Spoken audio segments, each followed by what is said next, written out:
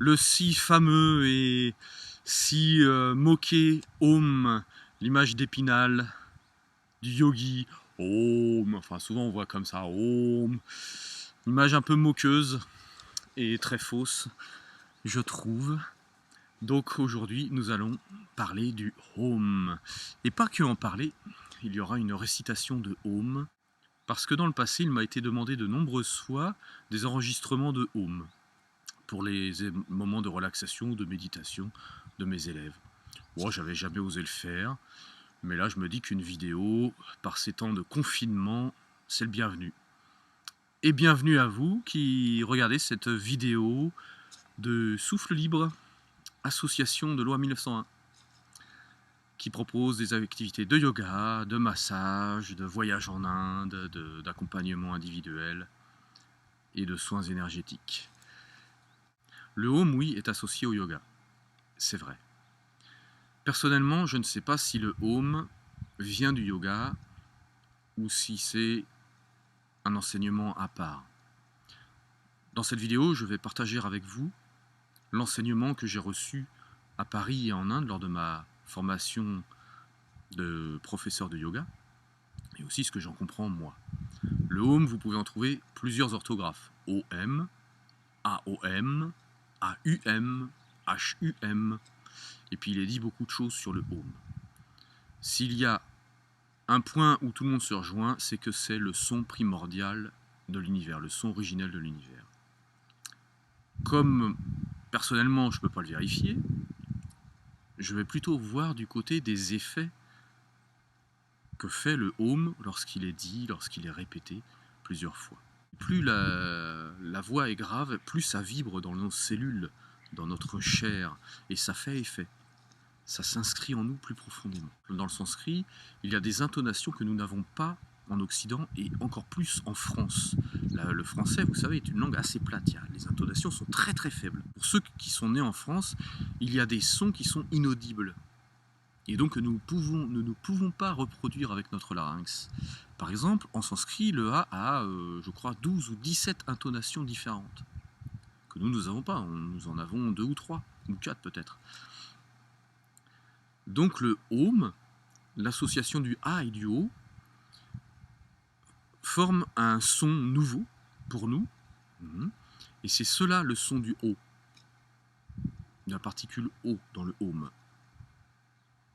Et ce son fait un effet considérable, nous pouvons le sentir sur le cerveau. Alors bien sûr, lorsque nous faisons Om, tout simplement Om, ça a déjà un effet, et le a un autre effet, qui sont très bénéfiques. Ça a une action très positive sur le cerveau. Le Om dissout les négativités dans le mental. Ça aide à se recentrer, à y voir plus clair, à gagner en discernement, en calme, en paix intérieure. Le Om se fait en 7 temps. 3 temps de O, 3 temps de un temps pour l'inspire. Alors quand on n'est pas très fort en rythme, on essaye de faire le même temps de O, le même temps de et puis un temps pour l'inspire. Sans vouloir être tatillon, pointilleux sur la prononciation, c'est que le O et le résonnent en vous. Le plus facile, c'est de le faire dans une tonalité qui nous est agréable. Comme vous le savez, nous avons 7 chakras principaux dans notre corps. Nous n'allons pas parler des chakras ici, c'est pas le sujet. Chaque chakra a un bija, c'est-à-dire un son. Et le Om est associé à Ajna chakra, entre les deux sourcils, qui connecte avec notre âme.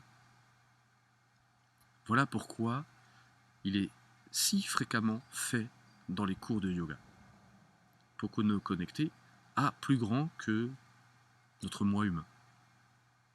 Eh bien, profitez bien de cette récitation de Om.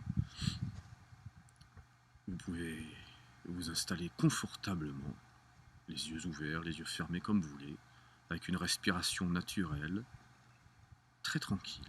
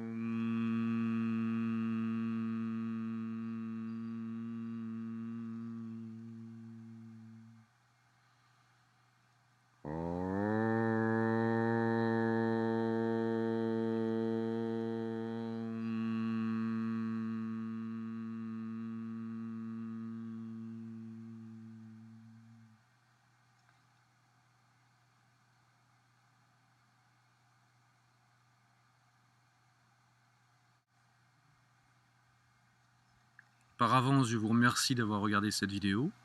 J'espère que ça vous a plu, que ça va vous servir. N'hésitez pas à mettre un commentaire. Je vous dis à très bientôt.